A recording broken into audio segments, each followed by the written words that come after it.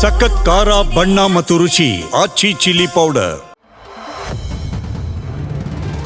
ಐತಿಹಾಸಿಕ ಜಗನ್ಮಾತೆ ರೇಣುಕಾ ಯಲ್ಲಮ್ಮ ನೆಲೆಸಿರುವ ಸುಕ್ಷೇತ್ರ, ಬೃಹತ್ ಕೋಟೆಗಳಿಂದ ಸುತ್ತುವರೆದಿರುವ ನಗರಿ, ಮಲಪ್ರಭಾ ನದಿಗೆ ಅಡ್ಡಲಾಗಿ ನಿರ್ಮಿಸಿರುವ ನವಿಲು ತೀರ್ಥ ಆಣೆಕಟ್ಟು, ಸವದತ್ತಿಯ ರಟ್ಟರ ಕೋಟೆ, ಮುನವಳ್ಳಿಯ ಪಂಚಲಿಂಗೇಶ್ವರ ದೇವಾಲಯ, 100 ದೇವಾಲಯ, 100 ಬಾವಿಗಳು ಇರುವ ಐತಿಹಾಸಿಕ ದೇವಾಲಯಗಳ ಬೀಡು ಹೂಲಿಯನ್ನ ತನ್ನ ವ್ಯಾಪ್ತಿಯಲ್ಲಿ ಹೊಂದಿರುವ ಸುಗಂಧ ನಗರ, ಸುಗಂಧವರ್ತಿ, ಸೌಗಂಧಿಪುರ ಅಂತಾನೆ ಖ್ಯಾತಿಯಾಗಿದ್ದ ಇವತ್ತಿನ ಸವದತ್ತಿ. ಬೆಳಗಾವಿ ಜಿಲ್ಲೆಯ 18 ವಿಧಾನಸಭಾ ಕ್ಷೇತ್ರಗಳಲ್ಲಿ ಒಂದಾಗಿರುವ ಸವದತ್ತಿಯಲ್ಲಿ ಹೆಚ್ಚು ಕಬ್ಬನ್ನ ಬೆಳೆಯಲಾಗುತ್ತೆ. ತಾಲೂಕಿನಲ್ಲಿ ರೇಣುಕಾ ಶುಗರ್ಸ್, ಹರ್ಷ ಶುಗರ್ಸ್, ಸಕ್ಕರೆ ಕಾರ್ಖಾನೆಗಳಿವೆ. ಜಗನ್ಮಾತೆ ಶ್ರೀ ರೇಣುಕಾ ಯಲ್ಲಮ್ಮನ ಸನ್ನಿಧಾನಕ್ಕೆ ರಾಜ್ಯ ಮಾತ್ರವಲ್ಲದೆ ಹೊರ ರಾಜ್ಯಗಳಿಂದಲೂ ಲಕ್ಷ ಲಕ್ಷ ಜನ ಹರಿದು ಬರುತ್ತೆ.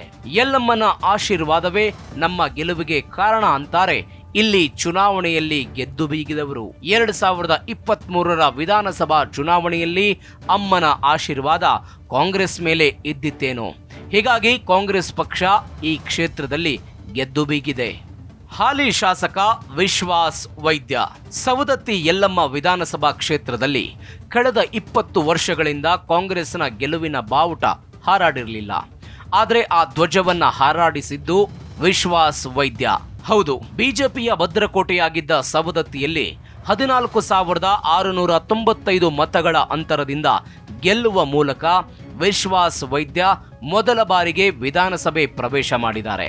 ಲೋಕೋಪಯೋಗಿ ಸಚಿವ ಸತೀಶ್ ಜಾರಕಿಹೊಳಿ ಅವರ ಆಪ್ತ ವಲಯದಲ್ಲಿ ಗುರುತಿಸಿಕೊಂಡಿರೋ ಇವರು ಬ್ರಾಹ್ಮಣ ಸಮುದಾಯಕ್ಕೆ ಸೇರಿದವರಾಗಿದ್ದಾರೆ. ಕ್ಷೇತ್ರದಲ್ಲಿ ತಮ್ಮ ಸಮುದಾಯದ ಮತಗಳ ಬಲ ಇಲ್ಲದೆ ಇದ್ರೂ ಗೆಲುವು ಸಾಧಿಸಿದ್ದು ಇವರ ವಿಶೇಷ. 2023ರ ಚುನಾವಣೆಯಲ್ಲಿ ಸವದತ್ತಿ ಕ್ಷೇತ್ರದಿಂದ ಕಾಂಗ್ರೆಸ್ ಟಿಕೆಟ್ಗಾಗಿ ಆನಂದ ಚೋಪ್ರಾ ಅವರ ಪುತ್ರ ಸೌರವ್ ಚೋಪ್ರಾ ಸೇರಿದಂತೆ ಅನೇಕರು ಪ್ರಯತ್ನಿಸಿದ್ರು. ಆದರೆ ಹೈಕಮಾಂಡ್ ಬ್ರಾಹ್ಮಣ ಸಮುದಾಯದ ವಿಶ್ವಾಸ್ ವೈದ್ಯ ಅವರಿಗೆ ಮಣೆ ಹಾಕಿತ್ತು. ಕ್ಷೇತ್ರದ ವಿಶೇಷತೆ: 2008ರಲ್ಲಿ ಪರಸಗಡ ಕ್ಷೇತ್ರವನ್ನು ರದ್ದು ಮಾಡಿ ಸವದತ್ತಿ ಹೆಸರಿನಲ್ಲಿ ಹೊಸ ಚುನಾವಣಾ ಕಣವಾಗಿ ರೂಪುಗೊಳಿಸಲಾಯಿತು. ಹೊಸ ಕ್ಷೇತ್ರದ ಮೇಲೂ ಹಿಡಿತ ಸಾಧಿಸುವ ಕಾಂಗ್ರೆಸ್ ಆತ್ಮವಿಶ್ವಾಸಕ್ಕೆ ಮೊದಲ ಪೆಟ್ಟು ಕೊಟ್ಟಿದ್ದು ಬಿಜೆಪಿಯ ಹುರಿಯಾಳಾಗಿದ್ದ ಆನಂದ್ ಮಾಮನಿ. 1951ರಿಂದ ಈವರೆಗೆ 16 ಚುನಾವಣೆಗಳು ನಡೆದಿವೆ. ಇದರಲ್ಲಿ 8 ಬಾರಿ ಕಾಂಗ್ರೆಸ್ ಅಭ್ಯರ್ಥಿಗಳು, 3 ಬಾರಿ ಬಿಜೆಪಿ, 4 ಬಾರಿ ಸ್ವತಂತ್ರ ಅಭ್ಯರ್ಥಿಗಳಿಗೆ ಸವದತ್ತಿ ಕ್ಷೇತ್ರದ ಮತದಾರರು ಆಶೀರ್ವಾದ ಮಾಡಿದ್ದಾರೆ. 1 ಬಾರಿ ಜನತಾದಳ ಅಭ್ಯರ್ಥಿಗೂ ಇಲ್ಲಿನ ಮತದಾರರು ಮಣೆ ಹಾಕಿದ್ದಾರೆ. ಕಾಂಗ್ರೆಸ್ ಭದ್ರಕೋಟೆ ಛಿದ್ರ ಮಾಡಿದ್ದ ಆನಂದ್ ಮಾಮನಿ ಕ್ಷೇತ್ರದಲ್ಲಿ ಬಿಜೆಪಿ ಬಾವುಟ ಹಾರಿಸುವಲ್ಲಿ ಯಶಸ್ವಿಯಾಗಿದ್ದರು. 1951ರಲ್ಲಿ ರಚನೆಯಾಗಿ 2008ರ ಕ್ಷೇತ್ರ ಪುನರ್ ವಿಂಗಡಣೆ ವೇಳೆ ಕಣ್ಮುಚ್ಚಿದ ಕರ್ನಾಟಕದ ಕೆಲವೇ ವಿಧಾನಸಭಾ ಕ್ಷೇತ್ರಗಳಲ್ಲಿ ಪರಸಗಡವು ಕೂಡ ಒಂದು.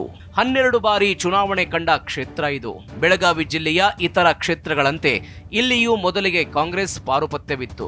ನಂತರದಲ್ಲಿ ಜನತಾ ಪರಿವಾರದ ಏಳಿಗೆ, ತದನಂತರ ಯಥಾಪ್ರಕಾರ ಬಿಜೆಪಿಯ ಹಿಡಿತ. ಈ ಸಾಮಾನ್ಯ ರಾಜಕೀಯ ಬೆಳವಣಿಗೆಯ ಜೊತೆಗೆ ಈ ಚುನಾವಣಾ ಕಣದ ಇನ್ನೊಂದು ವಿಶೇಷ ಅಂದ್ರೆ 12 ಚುನಾವಣೆಗಳ ಪೈಕಿ 3ರಲ್ಲಿ ಪಕ್ಷೇತರ ಅಭ್ಯರ್ಥಿಗಳು ಗೆಲುವು ಸಾಧಿಸಿದ್ದು.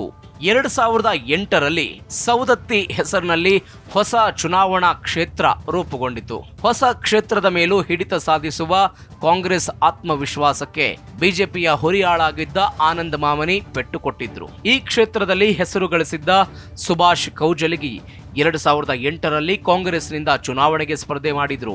ಇವರ ವಿರುದ್ಧ ಸ್ಪರ್ಧಿಸಿದ್ದ ಬಿಜೆಪಿಯ ಆನಂದ್ ಮಾಮನಿ 4,577 ಮತಗಳ ಅಂತರದಿಂದ ಗೆಲ್ಲುವ ಮೂಲಕ ಮೊದಲ ಬಾರಿಗೆ ವಿಧಾನಸಭೆ ಪ್ರವೇಶ ಮಾಡಿದ್ರು.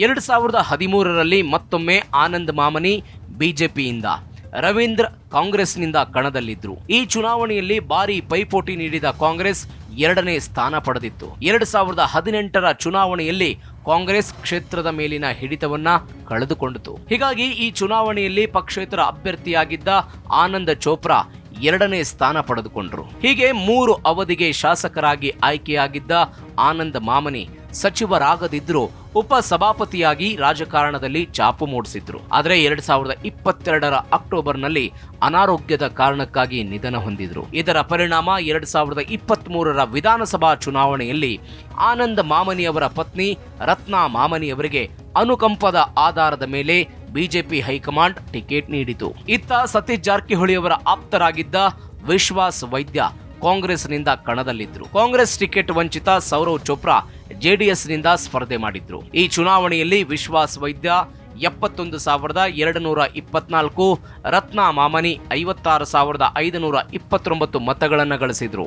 ಪರಿಣಾಮ 14,695 ಮತಗಳ ಅಂತರದಿಂದ ಗೆಲ್ಲುವ ಮೂಲಕ ವಿಶ್ವಾಸ್ ವೈದ್ಯ ಶಾಸಕರಾಗಿದ್ದಾರೆ. ಮಾಮನಿ ಕೌಜಲಗಿ ಮನೆತನದ ಪಾರುಪತ್ಯ. ಸೌದತ್ತಿ ಕ್ಷೇತ್ರ ಮೊದಲು ಪರಸಗಡ ಹೆಸರಿನಲ್ಲಿತ್ತು. 2008ರಲ್ಲಿ ಸೌದತ್ತಿ ಯಲ್ಲಮ್ಮ ಕ್ಷೇತ್ರ ಅಂತ ಮರುನಾಮಕರಣ ಆಗಿದೆ. ಆರಂಭದಲ್ಲಿ ಕೌಜಲಗಿ ಮನೆತನ ಸೇರಿ ಮತ್ತಿತರರು ಈ ಕ್ಷೇತ್ರದಲ್ಲಿ ಹಿಡಿತ ಸಾಧಿಸಿದ್ರು.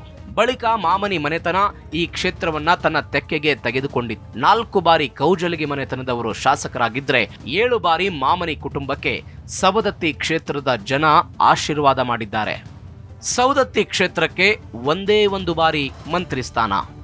1967ರಲ್ಲಿ ಸೌದತ್ತಿ ಕ್ಷೇತ್ರದಿಂದ ಶಾಸಕರಾಗಿದ್ದ ಹೇಮಪ್ಪ ವೀರಭದ್ರಪ್ಪ ಕೌಜಲಗಿ ಅವರು ವೀರೇಂದ್ರ ಪಾಟೀಲ್ ಸರ್ಕಾರದಲ್ಲಿ ಕಂದಾಯ ಮತ್ತು ಕಾನೂನು ಮಂತ್ರಿಯಾಗಿ ಸೇವೆ ಸಲ್ಲಿಸಿದ್ರು. ಇದಾದ ಬಳಿಕ ಸೌದತ್ತಿ ಪ್ರತಿನಿಧಿಸುವ ಯಾವೊಬ್ಬ ಶಾಸಕರಿಗೂ ಇದುವರೆಗೂ ಮಂತ್ರಿ ಸ್ಥಾನ ಸಿಕ್ಕಿಲ್ಲ.